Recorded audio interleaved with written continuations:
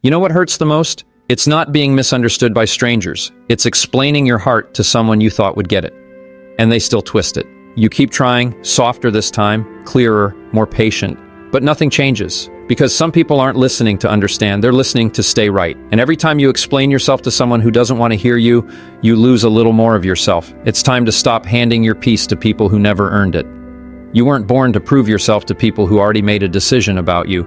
You could stand there with your heart wide open, your voice trembling with truth, your eyes full of everything you've survived, and still they would look past it. Because some people aren't looking to understand you. They're looking to stay right. They don't care what shaped you, what hurt you, what changed you. They've written your story in their mind already, and they're not going to rewrite it no matter how many chapters you show them. So you keep exhausting yourself trying to explain what they've already chosen to ignore. And all it does is wear you down. You think if you could just find the right words, they'd finally see you clearly. But they've closed the window and you're still knocking. That's why you feel so tired. Not from who you are, but from who you're trying to convince. You've walked through things most people wouldn't even crawl through. You've survived silent battles, invisible breakdowns, and quiet nights, crying into pillows that held all your secrets. You've kept going when no one clapped, no one checked in, no one even noticed. And then someone comes along, takes a look at one moment in your life, one decision, one flaw, and acts like they know your entire story. Like they've earned the right to name you, and you try so hard to explain, to clarify, to paint the full picture. But they don't want the full picture. They just want a version of you that makes them feel better about themselves. And you keep trying anyway, because deep down you don't want to be misunderstood. You want to be seen, you want to be heard, you just want to be loved for who you really are, not who they assume you are. You explain yourself because you want peace. You want the misunderstanding to end. You want the air cleared, the tension eased, the weight lifted. But the more you explain, the heavier it feels. Because they're not listening. They're waiting to pick apart your words, waiting to flip your honesty into offense, waiting to use your vulnerability as a weapon. And that realization hurts. It cuts deep. Because you thought if you showed your heart, they'd handle it gently, but they just used it to justify their own cruelty, and now you sit in silence wondering how someone could look at all your honesty and still choose to twist it. That's not your failure. That's their refusal. Their refusal to see you, hear you, or hold space for you. There comes a point where explaining yourself becomes self-betrayal. You're not just trying to make them understand anymore. You're slowly forgetting your own worth in the process. You're bending, shrinking, softening parts of yourself just to fit into a story that doesn't belong to you. And that's not love. That's not connection. That's survival. And you've survived enough. You don't have to keep lowering your voice just to avoid being labeled too much. You don't have to keep softening your truth to protect people who refuse to grow. Your strength is not in how well you explain yourself. It's in how you walk away when they don't even try to understand.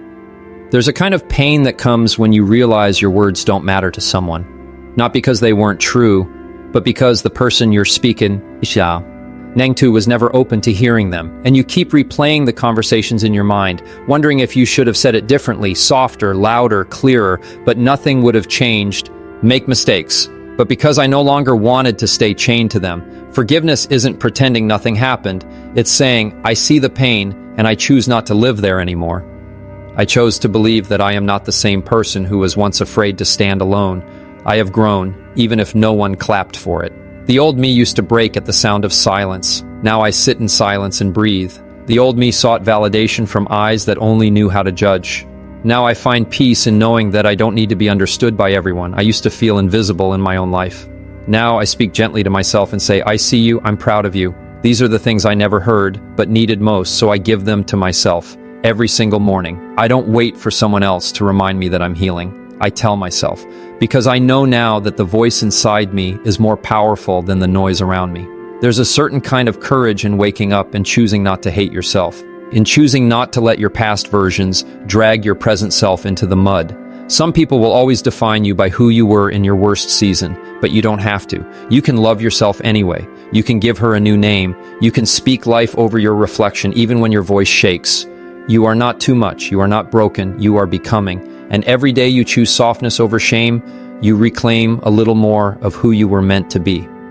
So now every morning before I pick up my phone or check who texted, I sit with myself. I place my hand on my chest and breathe deep. And I say the words that reframe my entire day. I am not who I was. I am who I choose to become today. That sentence holds power, It holds mercy. It holds freedom. It allows me to begin again, not with guilt, but with grace, because every sunrise is a second chance, and I refuse to let the shadows of yesterday steal the light that's waiting for me now.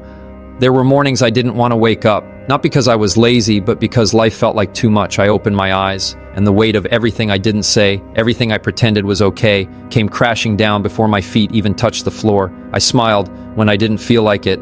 I laughed so I wouldn't cry. I stayed strong because it seemed like no one cared enough to ask how I was really doing. But on the inside, I was exhausted, tired of surviving, tired of pretending, tired of pushing through days that didn't feel like mine. I felt like a ghost in my own life, breathing but not really living. I told myself it was normal, that everyone carries burdens, that pain is just a part of life, and I should be grateful I could handle it. But handling it didn't mean I was okay. Carrying it in silence didn't mean it didn't hurt. There's a difference between being strong and being numb, and I didn't realize how often I confused the two. I got used to emotional chaos, used to anxiety in my chest and tears I had to wipe away before anyone noticed. I accepted tension as normal. I accepted disrespect as something I must have deserved. I kept choosing people and situations that drained me, thinking that was love, that was loyalty, that was just life. It took me a long time to understand that survival is not the same as peace. Just because I made it through didn't mean I was healed. I was running on empty, waking up every morning ready to fight the day like it was a war. My nervous system never rested. My thoughts never stopped racing. I gave and gave and gave until I didn't recognize myself anymore. And the saddest part was I didn't believe I deserved better. I thought being emotionally exhausted was the price I had to pay to be loved, accepted, or even seen. So I kept paying, with my peace, with my health, with peace of my soul I didn't realize I was losing. One morning I sat on the edge of my bed and I couldn't pretend anymore. My body was tired, my heart was tired. I was tired of giving when no one gave back, tired of swallowing pain like it was my fault for feeling anything at all. I stared at the floor, unable to cry, unable to speak, and thought, there has to be more than this, more than just getting by, more than hiding hurt behind smiles, more than living just to make it to the next day. I wanted something deeper, something gentler. I wanted peace, but I had no idea how to find it, let alone believe I deserved it.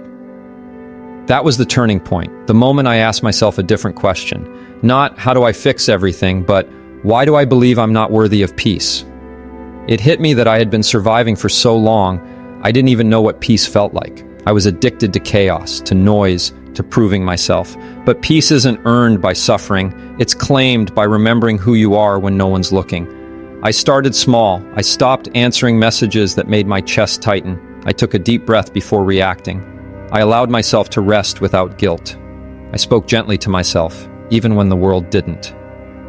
At first it felt uncomfortable, giving myself what I had always waited for someone else to give me: permission, kindness, room to breathe. I had spent so long denying my emotions that feeling anything at all made me feel weak. But I kept going. Even when I didn't fully believe it yet, I whispered it.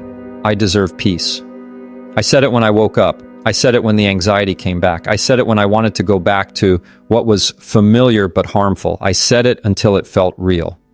Until my soul started to settle, until the chaos stopped feeling like home. I had to learn that it's okay to not be okay, but it's not okay to stay there forever. That healing isn't selfish. That rest isn't laziness. That peace isn't a luxury, it's a necessity. I began to rebuild my mornings. No more rushing, no more waking up straight into stress. I gave myself 10 minutes to breathe, to stretch, to speak something kind. I lit a candle. I played music that soothed instead of hyped. I slowed down. And in the quiet, I heard my own heart whisper, thank you. Because for once, I was finally taking care of her. It's hard to undo years of survival mode.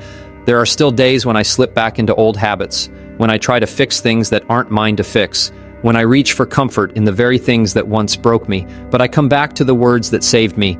I deserve peace. I deserve to wake up without dread. I deserve to walk through the day without carrying the weight of everyone else's emotions. I deserve to say no. I deserve to let go. And most of all, I deserve to feel safe in my own skin. That kind of peace is sacred. And now I protect it like my life depends on it.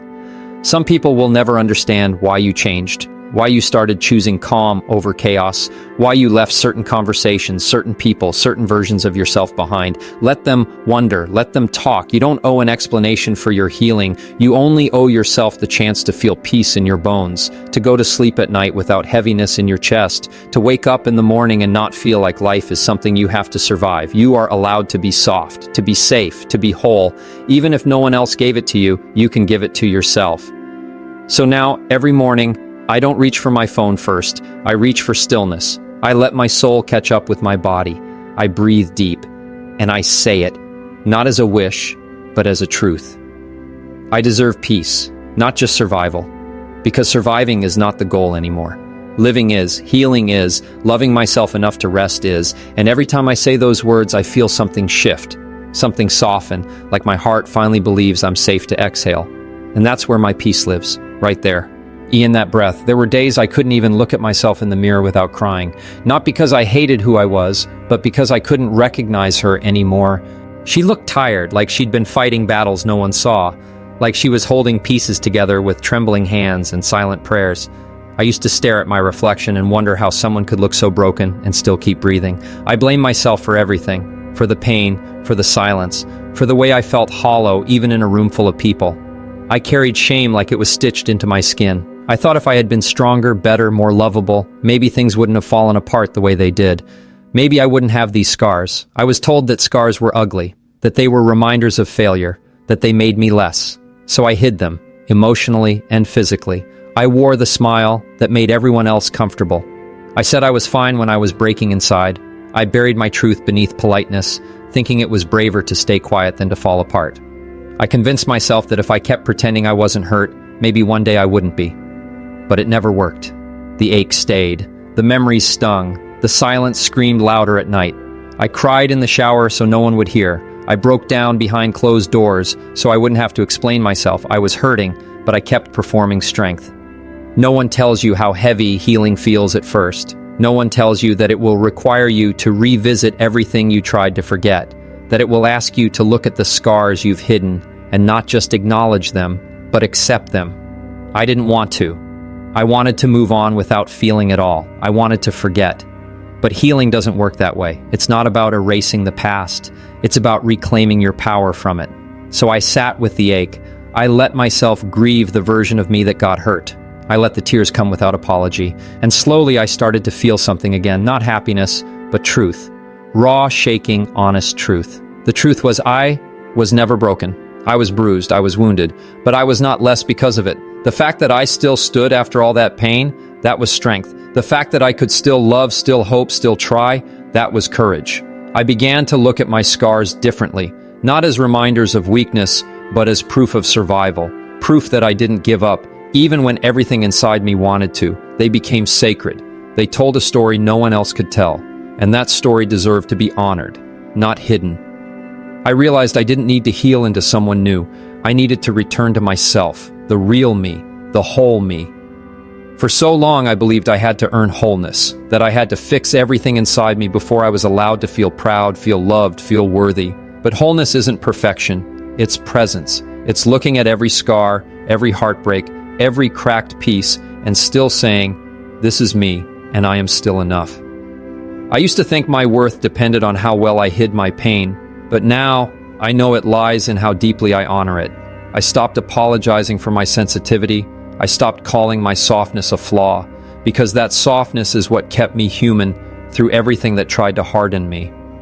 There were days when I would touch my chest and wonder if my heart could keep going, when I would wake up and dread the day because it meant pretending again. But then I'd remember, every morning I rise is a win. Every step I take toward healing, even if it's small, is power. Even getting out of bed is an act of resistance when your soul feels heavy. I stopped measuring my healing in leaps and started honoring the quiet progress, like breathing without panic, like eating without guilt, like smiling and actually meaning it. These small moments, they matter. They're sacred. They're proof that I'm still here. I had to let go of the idea that healing had to look beautiful. Mine was messy. Ujui, Lee cries. Long silences. Rereading old texts. Nights spent staring at the ceiling asking why. But somewhere in all that wreckage, I found her again. The version of me that existed before the pain. She was buried, not gone. She was soft, brave, still full of light. And I made her a promise that I would never abandon her again, that I would speak kindly to her, that I would protect her peace even when the world didn't, because she deserved to feel safe. She deserved to feel whole. And I would become the person who gave that to her. Wholeness doesn't mean I don't have wounds. It means I carry them differently now. I don't let them define me. I let them remind me of what I've overcome. I still have bad days. I still cry. I still get triggered. But I don't shame myself for it anymore. I hold myself. I whisper, "It's okay. You're still healing, and you're still whole." That voice inside, the one that used to criticize, has become softer, kinder. She reminds me of how far I've come, not how far I still have to go. And that shift changed everything. I became my own safe place. Now, when I look in the mirror, I still see the pain in my eyes sometimes, but I also see the fire, the softness, the resilience. I don't turn away from my reflection anymore. I meet her gaze with compassion. I tell her she's doing okay, that she's worthy not despite the scars, but because of them. I stand a little taller. I breathe a little deeper.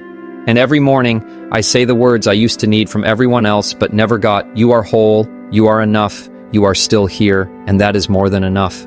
That sentence wraps around my heart like a balm. It gives me strength to face another day. And so I keep walking, not with all the answers, not without pain, but with peace in knowing that I don't have to be perfect to be whole. I can be healing and still be powerful. I can have scars and still be beautiful. While I can feel everything deeply and still be strong. I am not missing pieces. I am not broken. I am whole, because I never stopped showing up for myself, even when it hurt the most. And that truth, that's what saved me. There comes a moment when you feel yourself shrinking, not because you want to, but because the space you're in no longer sees you. You start lowering your voice so you don't upset anyone. You stop asking for what you need because you're tired of hearing that it's too much. You make yourself small, quiet, easy to carry, like maybe if you're light enough you won't be a burden. But the weight you carry doesn't go anywhere. It just settles deeper in your chest. And every time you swallow your truth to protect someone else's comfort, you lose a piece of yourself. You begin to forget what it feels like to take up space. You convince yourself this is love, this is loyalty, this is what you have to do to be accepted. But deep down you feel the ache, the kind of ache that doesn't leave bruises but lingers in your spirit, the kind that shows up at night when everything is quiet and the mask comes off. You start remembering the dreams you once had, the voice you once trusted, the softness you once wore without apology. And you wonder when it all faded. When did you begin making excuses for behavior that hurt you? When did you decide that your needs were optional? When did you start calling pain patience? It doesn't hit all at once. It builds slowly. Little moments of betrayal you called forgiveness. Little dismissals you called compromise. Until one day, you're standing in a life that doesn't even feel like yours anymore. You try to hold on, because walking away feels like quitting. Because you invested so much time, so much love, so much of yourself into staying. You think maybe if you just try harder, things will go back to how they were. Maybe if you keep inking, someone will finally notice how much it hurts. But they don't. And that's when it stings the most. Not just the hurt, but the realization that the person you've been bending for never asked you to stand tall. You gave up your voice in hopes that someone else would speak for you. But all that did was teach you to disappear in your own life. You become a background character in your own story, hoping someone will finally turn around and ask you to lead again. Leaving isn't always loud. Sometimes it's a whisper in your soul that says, you don't belong here anymore. Not because you hate the people around you, but because you finally love yourself enough to go. You realize that growth requires space, that healing needs silence, that love, real love, shouldn't cost you your identity. You begin to outgrow the pain, not because you're heartless, but because you've been heartbroken too many times in the same way. You've memorized the apologies that never come. You've counted the nights you cried yourself to sleep. And one morning, you look in the mirror and say, I can't do this to myself again. The hardest part is not walking away. It's allowing yourself to grieve what could have been, to mourn the version of you who held on for so long, even when she was barely breathing. You want to believe that love can fix everything, but love that asks you to abandon yourself isn't love, it's survival. And you were never meant to just survive. You were meant to bloom, to shine, to expand into the fullness of who you are. But blooming means letting go. It means choosing discomfort over familiarity. It means walking into the unknown with tears in your eyes and your head held high. Some people will not understand your decision to leave. They'll say you changed. They'll say you gave up too soon. But they didn't see the nights you broke down in silence. They didn't hear the thoughts that whispered, "This isn't living." They didn't feel the weight of staying in a place that no longer nourished your soul. You owe no one an explanation for protecting your peace. You owe no one a reason for choosing yourself. The truth is, some places will never see your worth no matter how loud you scream it. And staying will only teach you to question your own value. So you stop explaining, you stop begging, you start walking. With every step away, it hurts. There are memories stitched into the walls you're leaving behind, laughter that now echoes like ghosts, moments you replay, wondering if you could have done something different. But pain is not proof that you're making the wrong choice. Pain is part of the process. You can miss someone and still know they're not meant for you. You can love what once was and still release it. You don't have to hate the past to move forward. You just have to love your future enough to make room for it. And that takes more strength than anyone will ever see. Healing doesn't mean you won't have flashbacks. It means you learn to live with the echoes without letting them control you. Some days you'll feel strong, other days you'll want to run back to what's familiar. But remember how far you've come. Remember the days you begged for peace. Remember the parts of you that used to cry for a chance to feel safe again. You are not weak for missing what hurt you. You are human. And being human means you'll feel everything deeply, even the things that broke you. But feeling isn't failure. It's proof that your heart is still open. And open hearts heal, even when they're scared. You begin to rebuild, not the old version of yourself, but the truest one, the one who doesn't flinch when she says no, the one who doesn't apologize for her boundaries, the one who speaks even when her voice shakes. You begin to show up for her over and over until she trusts you again, until she believes you won't abandon her anymore. And that is the most sacred promise you'll ever make, to never leave yourself behind again, to never silence your truth just to be accepted, to never shrink so someone else can feel bigger. You were not born to be small, you were born to be whole. And now every morning you look in the mirror and say, I am allowed to outgrow what hurt me. It doesn't mean you're bitter, it doesn't mean you never cared, it means you finally do. You care enough to let go, to choose freedom, to walk away from what asks you to settle, and that is the bravest thing you will ever do. Not because it's easy, but because you did it anyway. Even when your heart ached, even when your hands trembled, even when every part of you wanted to stay, you chose to honor your healing. And in that choice, you came home to yourself,